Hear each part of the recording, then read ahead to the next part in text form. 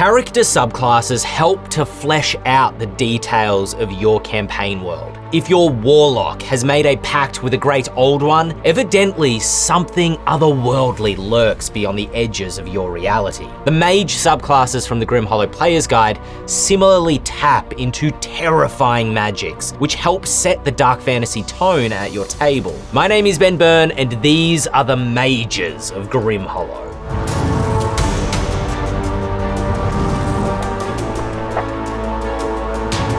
Ghost stories are terrifying, but if you could harness that power, binding a wraith into your service and drawing on its spectral essence to cast magic. Or what if you didn't have a choice? Some tragedy befalling your mentor or a loved one. Now their ghost haunts you, beckoning you to seek vengeance on their behalf. A haunted sorcerer's magic was not inherited from some greater being like a dragon or a celestial. Your story begins with misfortune and death. At first level, you learn to ritual cast the Find Familiar spell, using it to conjure the very spectre that haunts you. You can communicate telepathically and command the spectre as you would any familiar. You can make it turn invisible as well, which leaves no trace of its presence. At third level, you can make the attack action on your turn, foregoing one of your own attacks to use the Spectre's Drain Life ability. This isn't as powerful as casting a full spell, but it's certainly better than most cantrips at third level. And it can also stop monsters like trolls regenerating by lowering their hit point maximum. But at 6th level, this subclass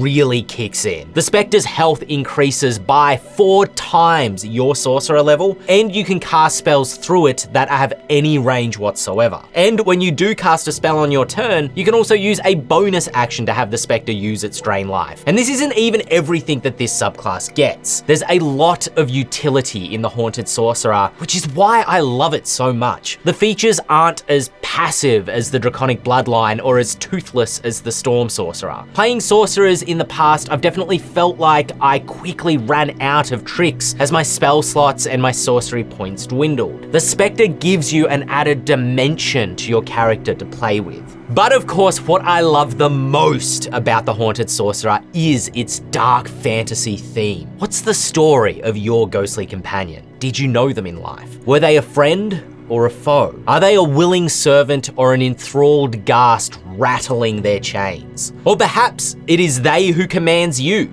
due to some curse or darkly struck bargain. Ghost stories terrify me for the reasons that I laid out in one of our earliest videos right here. They are the quintessential dark fantasy tale, and this subclass will bring such a strong flavor of horror and tragedy to your gaming table.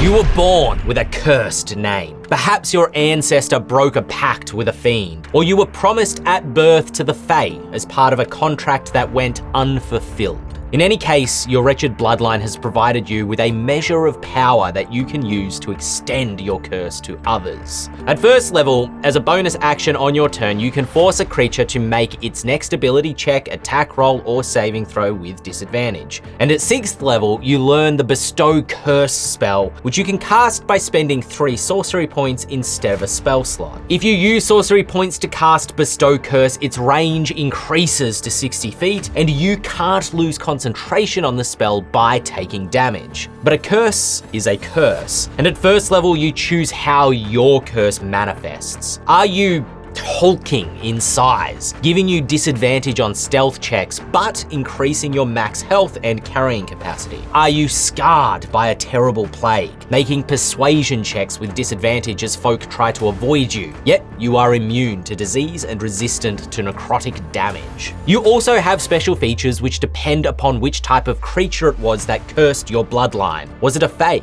a fiend, or an undead? You add Detect Evil and Good to your spell list at first level, and whilst concentrating on that spell, you can't be charmed, frightened, or possessed by the chosen creature type. That creature type also has disadvantage on attack rolls against you while you are concentrating on Detect Evil and Good. Perhaps this was an unintentional side effect when the creature created the curse, buried in the fine print of a contract. Or maybe this is a power that you discovered for yourself, taking control of your own misfortune. There are rich role-playing opportunities from the Wretched Bloodline Sorcerer to explore. For example, do you know the reason that your family was cursed? Is that a mystery that you could uncover during the course of the campaign? Would you seek revenge against the monster who cursed you if you could? Does your character already have a relationship with the creature who sealed your family's fate? Can they work to appease the monster into lifting the curse instead? Speaking of curses and all-powerful patrons, liking this video and commenting your favorite subclass we've featured fuels our eldritch power. And it also really helps out the channel, so thank you. You have made a pact with a powerful vampire, imbued with strength from their accursed blood. At first level, you learn to drain life from your enemies with weapons or spells. After you attack or cast a spell on your turn, you can use a bonus action to make an extra melee spell attack, inflicting 1d6 plus your charisma in necrotic damage on a hit. And additionally, you can spend a warlock spell slot when you hit with this attack to inflict a further 1d8 necrotic damage plus 1d8 for each level of the spell slot used. When you use this extra vampiric smite, you also gain hit points equal to half the total necrotic damage dealt. This stacked attack can inflict 3d8 plus 1d6 plus your charisma modifier at level 4 as a bonus action. Plus, you do a little self-healing on the side. At 10th level, this feature gets even wilder, allowing you to regain a Warlock spell slot if your drain life reduces a creature to 0 hit points. There are additional nice bonuses that flesh out this subclass, such as Dark Vision at 1st level, and the ability to polymorph into a bat or a wolf at 6th level. But this subclass is a merciless up-close aggressor,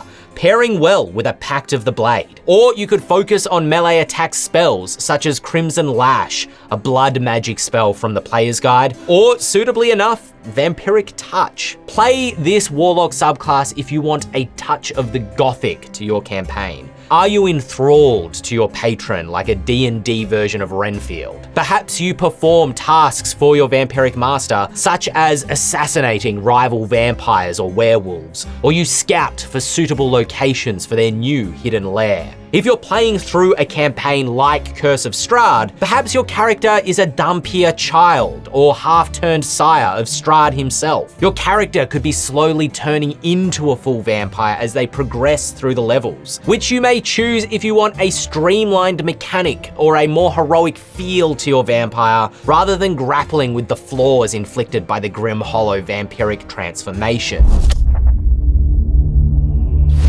Something lives inside of you. Your body is merely a shell for an aberration that slithers just beneath the surface of your skin. Instead of a pact with a planar being, your warlock has been infested by an otherworldly parasite that infuses you with magic. This patron enhances your physical body in a number of ways of your choosing, such as increasing your hit point maximum, providing you dark vision, or giving resistance to poison and disease. At first level, you are also able to siphon magic from enemy spellcasters, effectively stealing a spell that they cast from their spell list and temporarily adding it to yours. This unique ability is instead of an expanded spell list that most other warlocks get, but it gives you access to theoretically any spell when you happen to witness it. You can also choose to never cast the siphon spell, which stops the spellcaster from whom you stole it ever being able to cast it themselves. So you can stop an enemy priest from healing their allies, or avoid a second fireball to the party. However,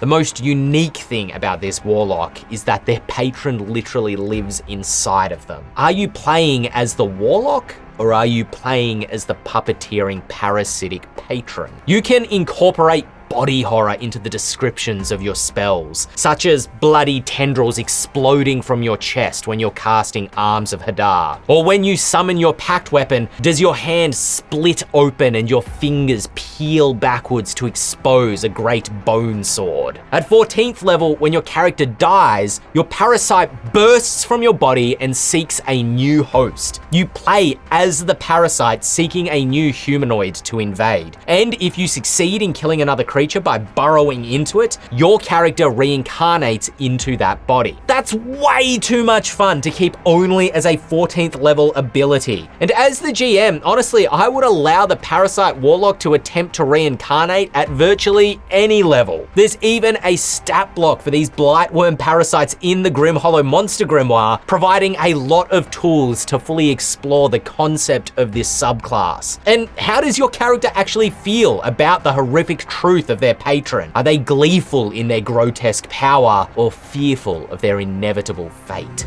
You can hit the link right here or down in the description if you want to check out these subclasses for yourself in the Grim Hollow Player's Guide. And let us know which of these videos you'd like us to make next. Remaining, we still have the divine priesthoods of the Grim Hollow clerics and paladins, or we can explore the wizened magics of the wizards and druids. In the meanwhile, you can watch this video up here to learn all about the macabre melodies and vile constructs of the Grim Hollow bards and artificers, or you can check out this video which is all about the warrior subclasses, including the fractured psyche of barbarians, prideful monks, and mutagenic fighters.